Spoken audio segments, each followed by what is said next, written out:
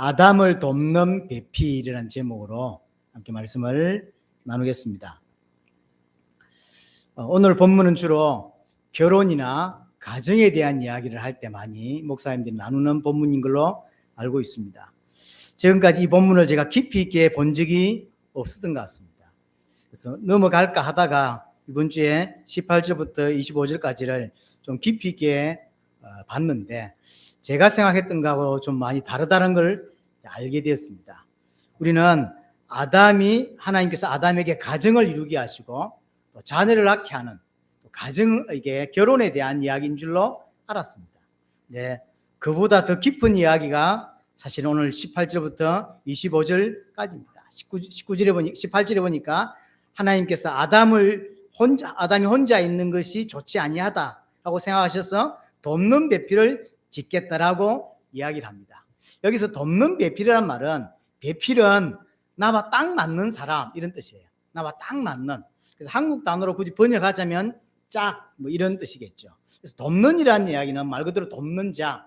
그래서 히브리어로 에제르라고 하는 단어를 쓰는데요. 이 에제르는 단어는 그러니까 뭐랄까요? 나를 돕는데 그냥 돕는 것이 아니라 구원과 관계에 있었게 돕는 걸 에제르라고 표현해요. 그냥 예를 들어서 우집사님이 제게 뭔가를 도와줄 수 있어요. 이 도움을 에제르라고 하지 않아요. 구원과 관계에 있게 사용되는 단어가 에제르. 이 도움이란 말은 구원과 떼면 안 되는 단어가 이제 에제르라는 거죠. 또 하나 특징이 뭐냐면 이 에제르라는 단어를 쓸 때 돕는 자가 도움을 받는 나보다 힘이 세다는 특징이 있어요. 나는 연약한데 돕는 자, 에제르에 포함된 이 자가 나보다 훨씬 힘이 세서 나를 도와서 구원할 수 있다라고 하는 의미라는 거죠. 그래서 성경 전체를 쭉 훑어보면 에제르는 주로 누구하고 관계 있게 썼냐면 반드시 하나님하고 관계 있게 사용된 단어예요. 신학자들은 딱 3번의 단어가 예외가 있다고 하는데 정확히 잘 모르겠고요. 여하튼 대부분 99%는 에제르는 반드시 뭐하고 연결돼서 나오냐면 하나님과 연결되어 나와요. 출애굽기에 보면 이런 표현이 있어요. 하나님이 우리를 바로의 칼에서 구원하사 이런 표현이 있죠. 우리를 도와서 바로의 사에서 구원하사 할 때 돕다라는 단어가 에제르고 이 돕다라는 단어 다음에 나오는 단어가 하나님이라는 단어. 항상 이렇게 같이 나오는 거죠. 그래서 우리가 생각할 때 돕는 배필 할 때는 가정 또는 이제 뭐 와이프, 남편 이렇게 표현할 수 있지만 하나님이 지금 아담에게 말하고 있는 돕는 배필이란 말은 그냥 돕는 배필이 아닌 거예요. 아담을 도와서 구원할 자라고 하는 의미가 실제로 돕는 배필의 의미입니다. 자, 이렇게 하나님이 돕는 배필을 짓겠다라고 말씀하시고 19절을 보면 약간 생뚱맞는 느낌이 들죠. 왜냐하면 돕는 배필이라고 했으면 그 다음에 나온 행동이 뭐여야 되냐면 여자를 지어서 데려온다든지 이래야 되는데 갑자기 가축을 만들고 짐승 만드는 장면을 들어가 있어요. 원래대로 하자면 짐승이 먼저 만들어지고 인간이 만들어졌겠죠. 근데 여기 본문에는 하나님이 아담을 위해서 돕는 배필을 지으리라라고 말해놓고는 짐승 짓는 이야기를 만들어 놓고 그 짐승을 아담에게 이끌어 오게 되는 장면이죠. 이게 무슨 연결이 되지? 왜 갑자기 튀어나왔지라고 생각되는데요. 원래 히브리어는 그런 느낌은 아니에요.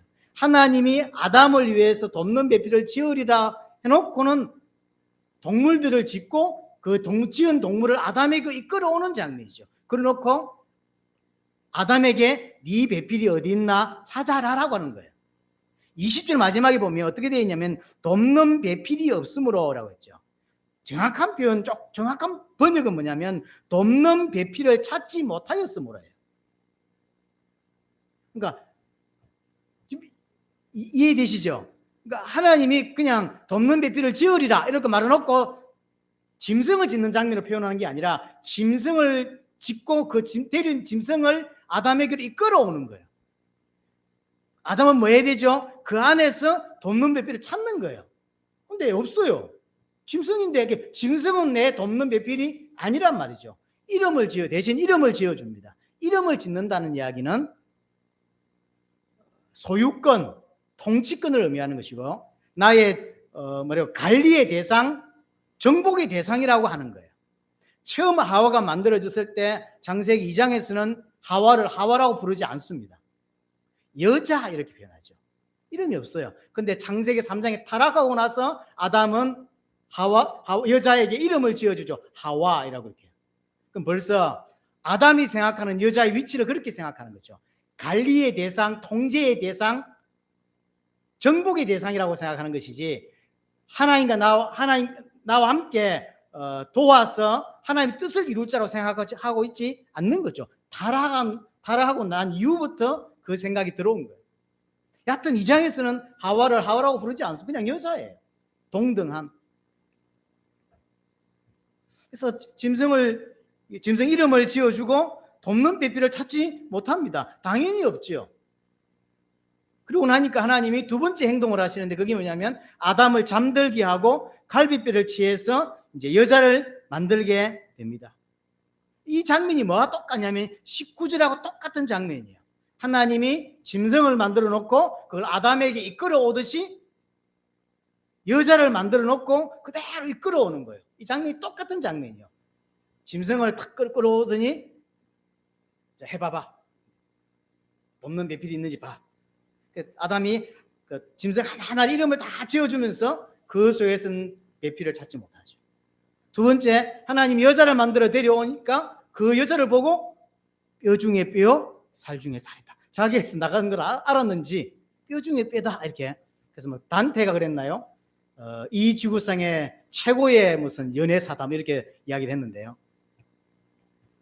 이런 말은 믿으면 안 되죠. 금방 조금의 시간 지나보세요. 이 여자 때문에 내가 이렇게 됐다. 이런 말은 믿으면 안 돼요.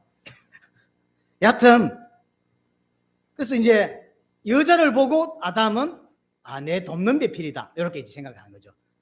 그래서 23절에는 이제 23절 24절에는 부모를 떠나 이 여자와 한 몸을 이루는 이런 장면, 결혼에 관한 이야기까지 연결이 되어집니다. 근데 이 이야기가 단순히 결혼 이야기, 아담의 돕는 배필 이야기가 아니라는 거예요. 만약에 아담에게 정말로 돕는 배필이 필요했다면 하나님은 처음부터 같이 만들었어야죠. 실수했네. 같이 만들었어야 했는데. 이런 건가요, 하나님이? 아담을 먼저 만들고 막 지내다가 같이 만들었어야 했는데. 이런 건가요? 아니에요. 하나님이 따로 사건을 만드는 거예요. 그러니까 이 장면을 가지고 아담에게 뭔가를 전달하고자 하는 거예요. 안 그랬으면 가정이 필요하다면, 돕는 배필 또는 결혼 또는 가정을 이루는 것이 필요했다면 처음부터 같이 만들었겠죠. 전능하신 하나님이, 전지하신 하나님이 그걸 몰라가지고 시간이 지난 후에 아담이 혼자 있는 게 이거 안 좋구나. 사람입니까, 하나님이 어디? 일부러 만든 장면이에요. 아담에게 뭔가를 전달하려고 만든 사건이라는 거죠. 정말로 인생에서 정말로 나를 도와줄 자가 누구냐 하는 거예요. 아담에게 그걸 짚는 거예요. 가정 이야기를 하는 것처럼 하면서 정말 네 인생에 있어서 너를 정말 도와줄 자가 누구냐, 너의 정말 돕는 자가 누구냐를 아담에게 질문하는 거죠. 아담을 정말로 도울 자, 여러분에게, 저와 여러분에게 있어서는 내 인생을 정말 도와줄 자가 누구냐는 거예요. 와이프냐 말이에요. 남편이냐 말이에요. 자식이냐 이 말이에요. 아니요. 하나님.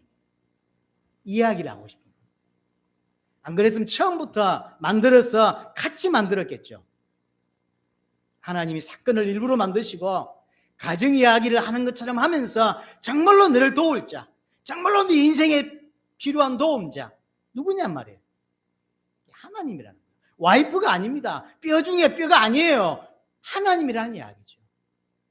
그래서 에제르라고 하는 단어를 쓴 거예요. 항상 하나님하고 같이 붙어 나오는 단어 에제르. 나를 구원에 이르도록 도울 수 있는 분이 누구냔 말이에요. 하나님이죠. 와이프가 아닙니다. 남편이 아닙니다.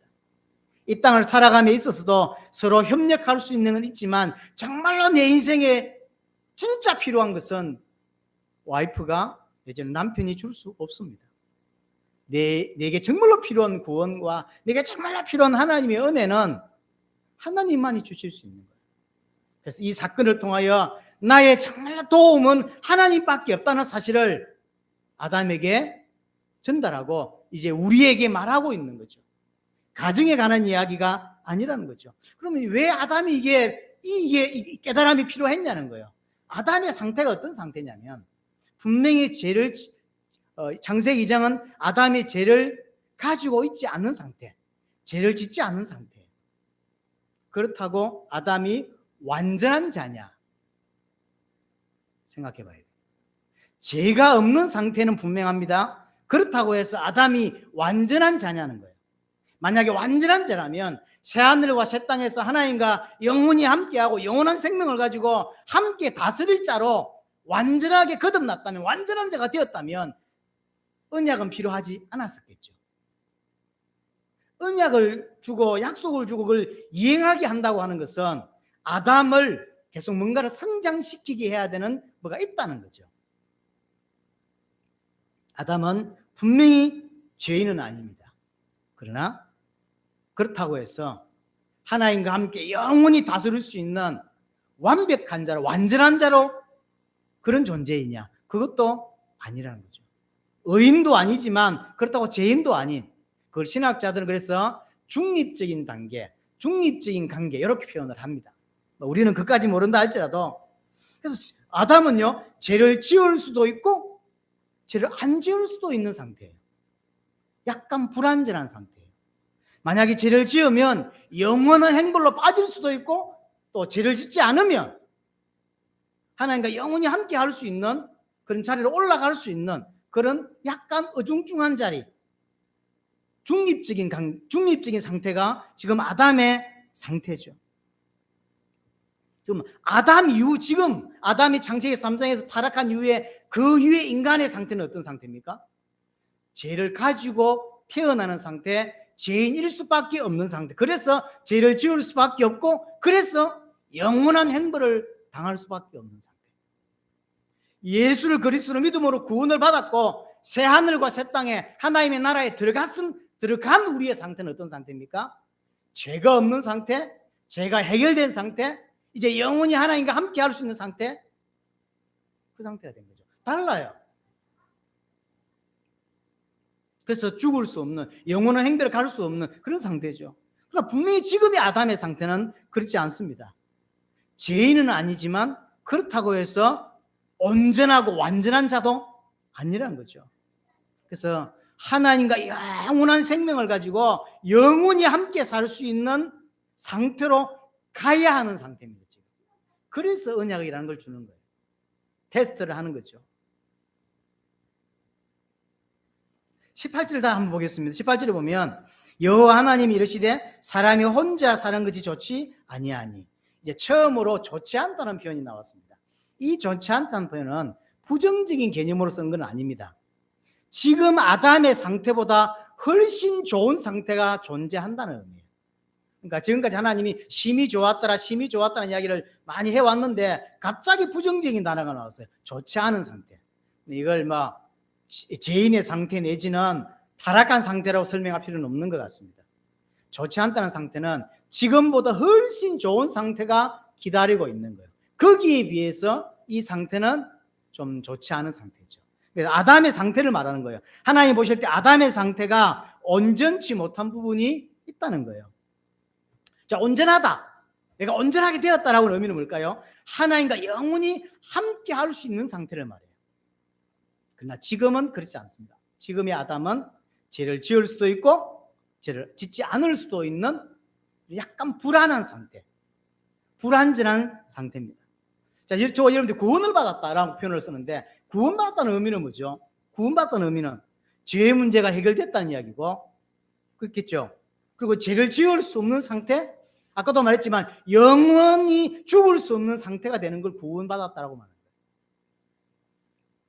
그러면 이 표현대로 하자면 아담은 이 구원으로 가야 하는 상태예요. 그렇다고 타락한 상태는 아닙니다. 죄가 있는 상태는 아니요. 분명한 것은 완전하지는 않아요. 그리고 더 좋은 상태가 있다는 것도 맞는 거죠. 그래서 하나님이 테스트를 하는 거예요.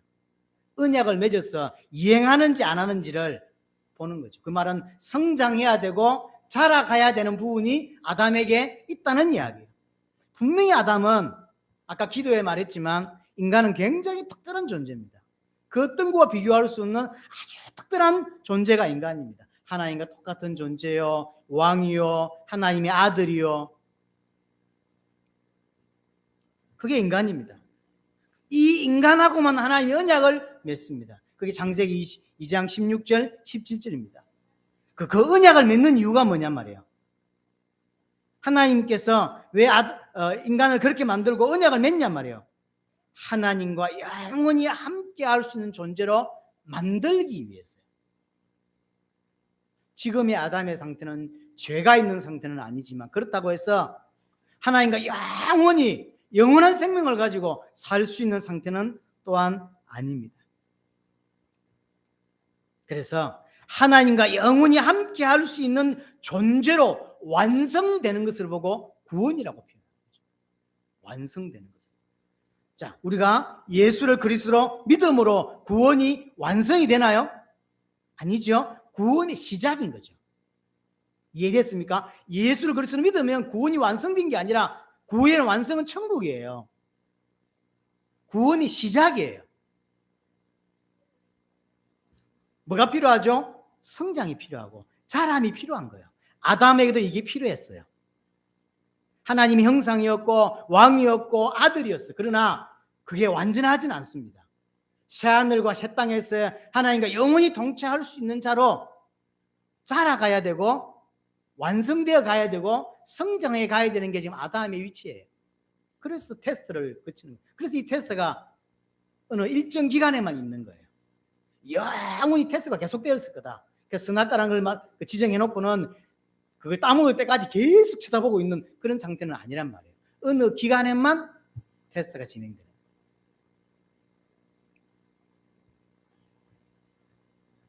아담이 타락하지는 않았지만 그렇다고 온전하지도 않는 상태.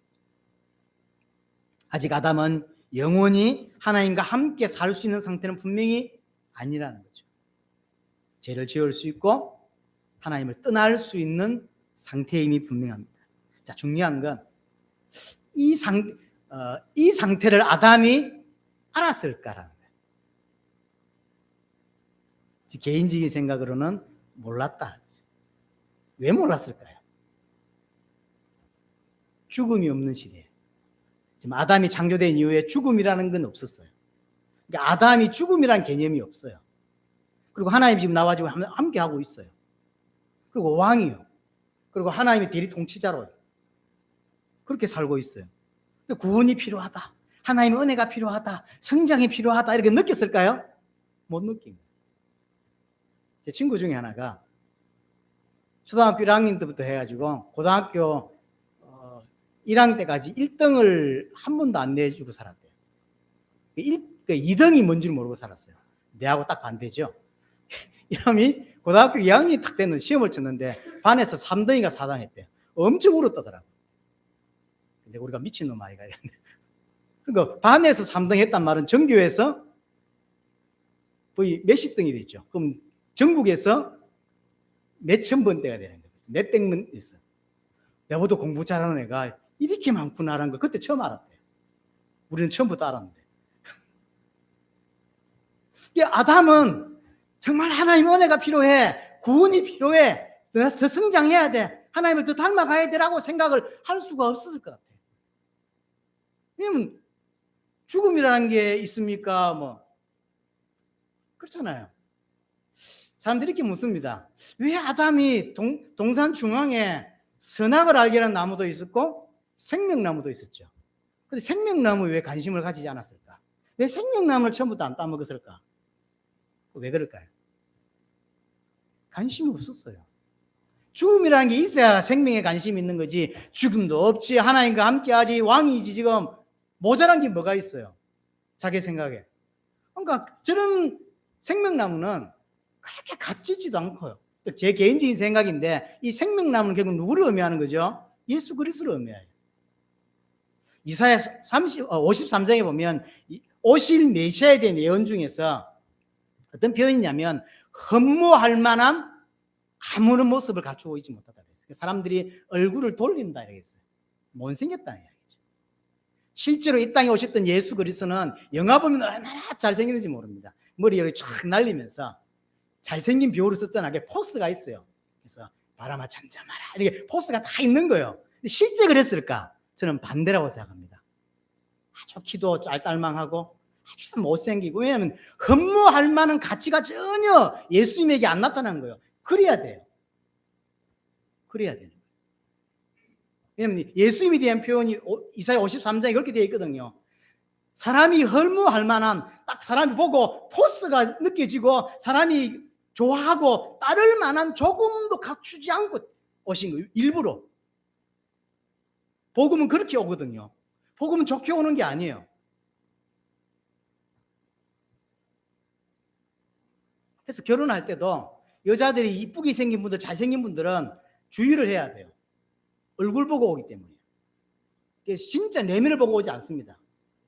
어떤 탤런트가 나와가지고 남편을 어떻게 만났습니까 물었더니 너무 잘생겼어요. 그래서 이제 개고생을 하는 거예요. 진짜 그 사람을 알아볼 수가 없어요.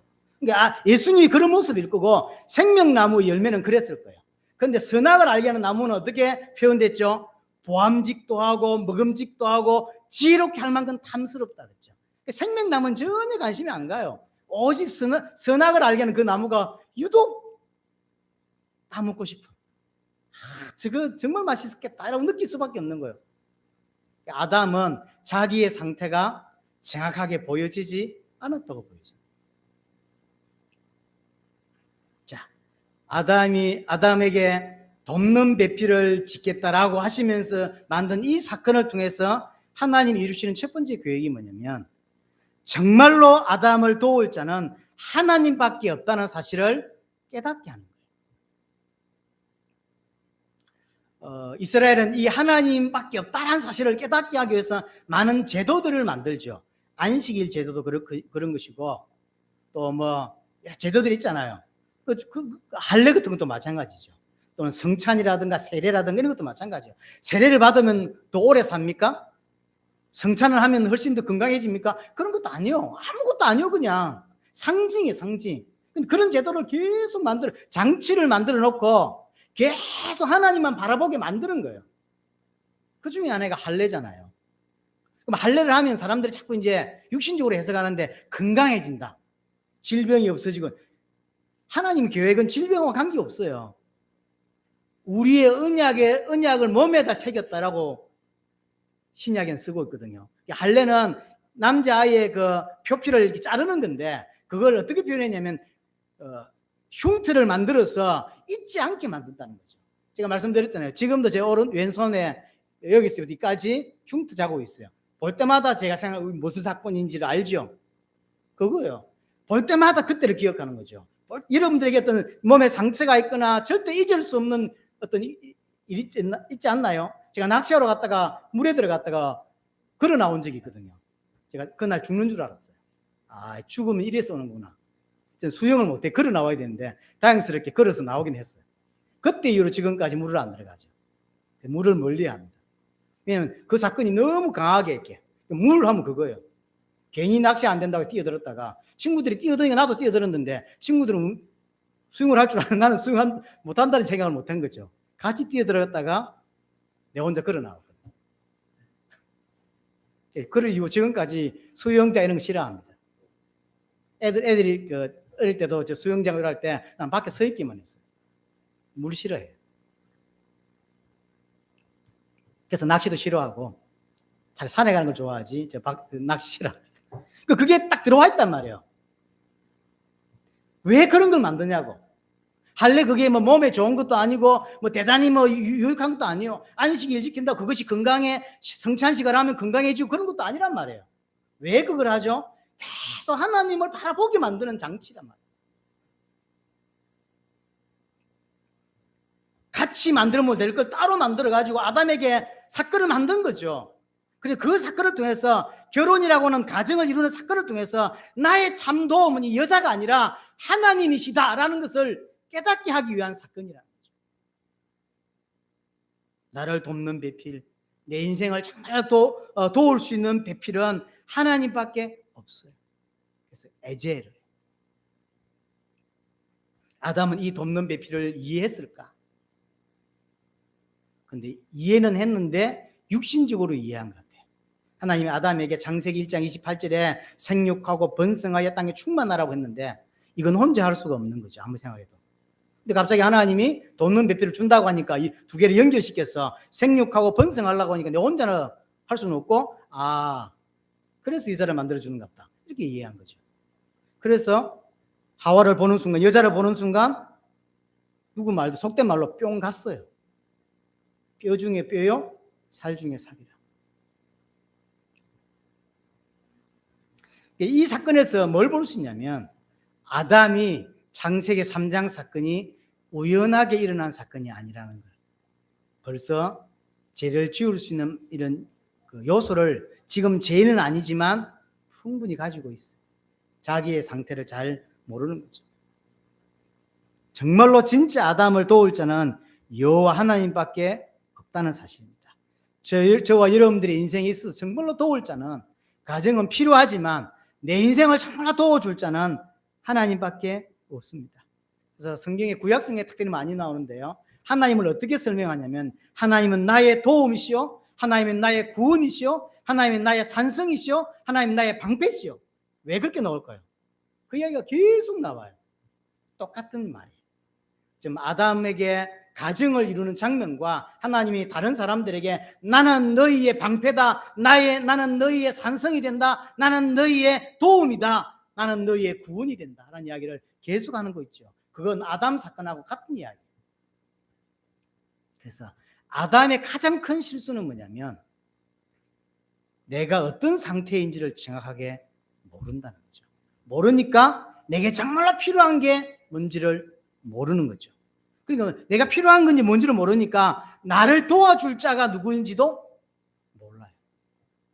사실 여러분들 신앙생활 가장 중요한 건 뭐냐면 나의 상태를 정확하게, 나를 정확하게 이해하는 거예요. 정말로 나는 뭐가 필요하지?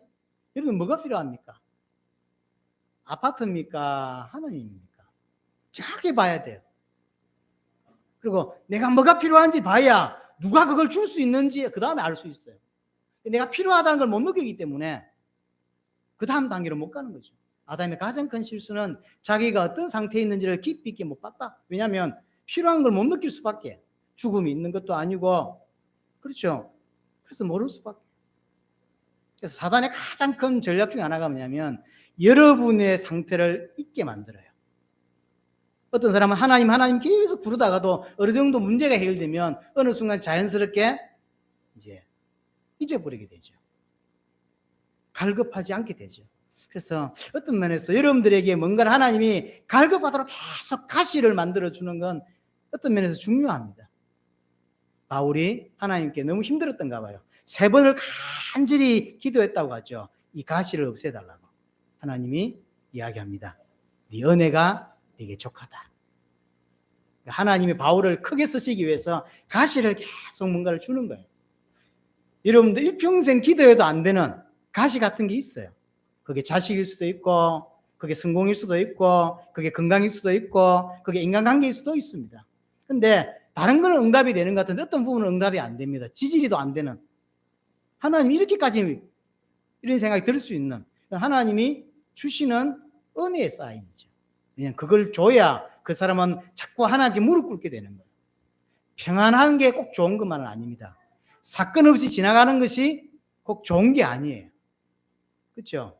사건이 있고, 그래서 나를 하나님 앞에 계속 무릎 꿇게 하고 계속 의식하게 하고 그 앞에 순종하게 만드는 게 은혜이지, 아무 문제 없이 그냥 잘 사는 것처럼 보이는 거, 그게 꼭 좋은 게 아니에요.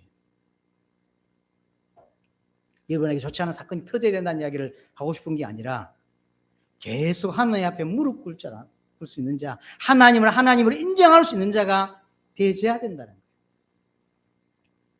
자, 또 하나, 이 아담에게 돕는 배필을 이야기하는 이 사건이 결국은 뭔 사건이냐면 우리에게 그리스도와 교회 관계를 설명하는 사건이에요. 로마서 5장 14절에 이런 표현이 있습니다. 아담은 오실 자의 모형이죠.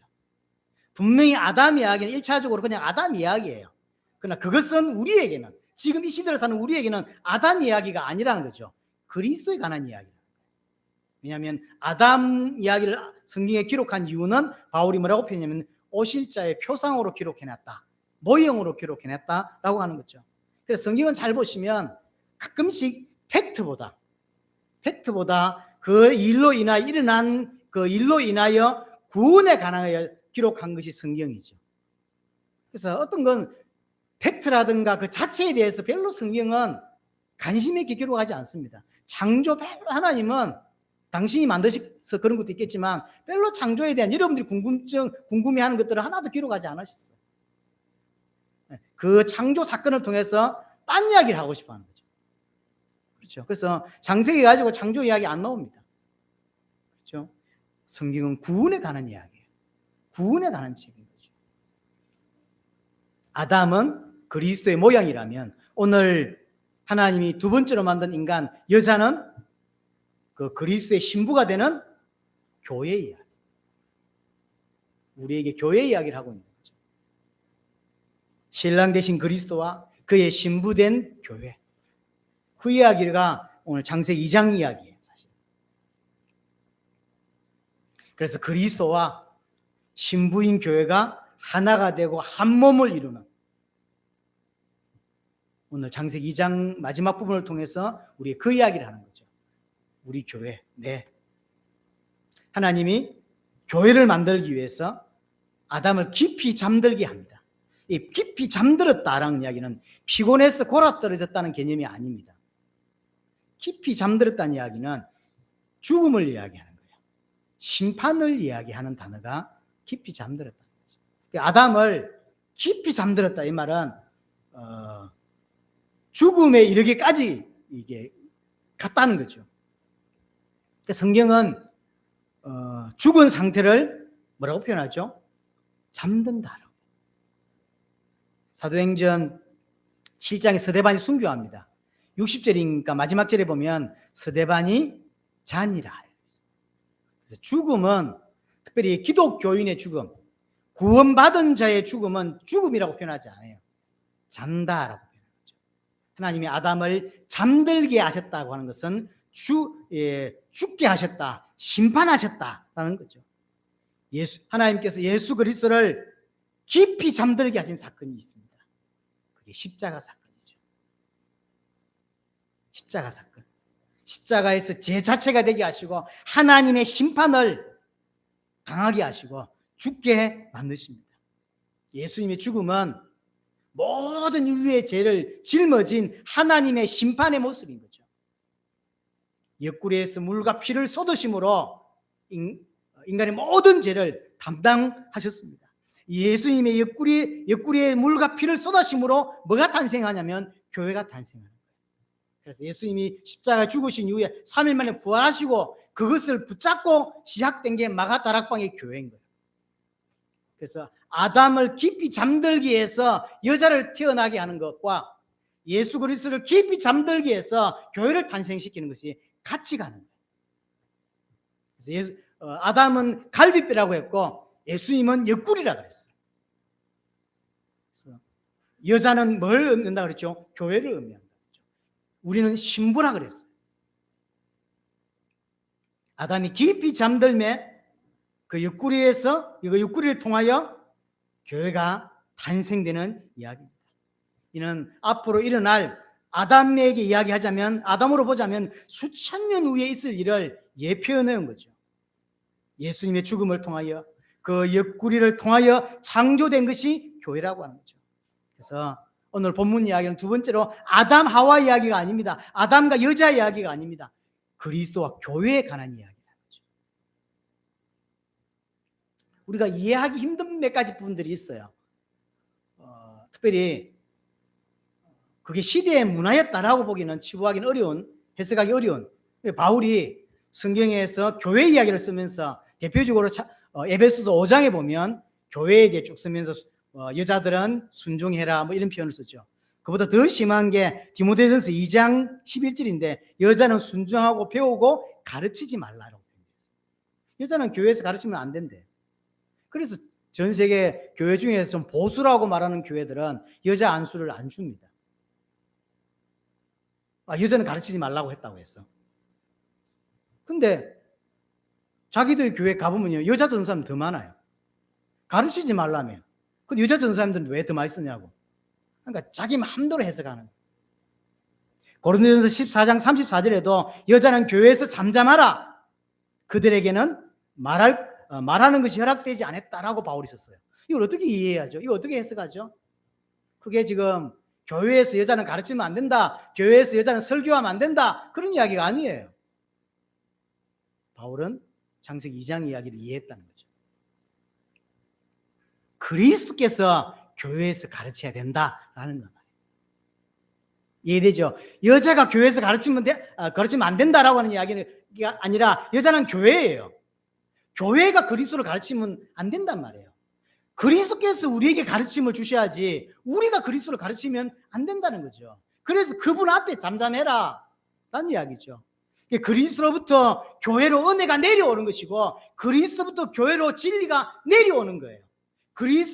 그리스도로부터 교회로 생명이 내려오고 전달되는 것이지 우리가 그리스도에게 생명을 주거나 우리가 그리스도를 가르치는 것이 아니란 말이에요. 이 설명하고 있는 거죠. 남자는 뭐죠? 진리를 가진 자가 남자죠. 여자는 어떤 이야기를 하죠? 진리가 없는 자가 여자를 말하는 거죠. 그래서 여자는 가르치면 안 된다는 것이 진리를 가지지 못한 자가 예수를 그리스도를 믿지 않는 자가 교회에서 설교하고 교회에서 가르치는 건 안 된다 이 말이에요. 여자 목사가 되면 안 된다는 개념이 아니라 복음을 모르는 자가 교회 와서 설교하고 복음을 모르는 자가 가르치면 안 된단 말이에요. 근데 이걸 전부 다 생물학적으로 이해했어요. 여자는 교회에서 가르치면 안 된다 했으니 목사 안수 줄 수 없어. 그러면 교육자도 쓰면 안 되죠. 교육자는 다 쓰면서 더 많이 쓰면서 사례비 적게 주려고 부목사 안 쓰고 여자 전사들 많이 쓰면서 목사 안수는 안 줘요. 지 마음대로 해석하는 거예요. 그렇지 않습니다. 그리스도만 교회에 생명을 줄 수 있는 분입니다. 그리스도만 진리를 우리에게 가르칠 수 있는 분이란 말이에요. 아담은 영적으로 여자입니다. 자, 천국 가서 이야기해요. 천국에서 남자, 여자, 아들, 딸 구별이 있을까요? 구별이 없어요. 다 뭐라 그러죠? 아들들이라. 그렇죠. 히브리서에서 이야기가 나왔죠. 예수님이 진리를 가지신 아들이죠. 그 진리를 붙잡은 우리를 보고 뭐라고 한다 그랬죠? 아들들이라 그랬어요. 그래서 아들인 거예요. 우집사가 여자처럼 보이지만 사실 하나님 앞에 아들이에요. 왜 그렇게 씁니까? 하나님은 그렇게 그냥 동성적으로 부르시는 거예요. 트랜스젠더가 됐단 말이 아니라 그냥 아들이라니까. 근사님이 아들이에요. 하나님의 아들들이라고 표현합니다. 예수 그리스도가 진리를 가지신 분이고 그래서 아들이에요. 그 예수 그리스도의 진리를 우리에게 생명으로 받게 됐을 때 우리 또한 아들들이 되는 거예요. 그렇죠?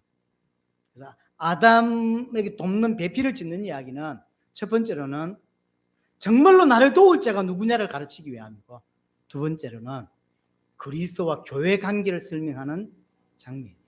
수천 년 후에 있을 교회를 벌써 창세기 2장에서 설명하고 있는 거예요.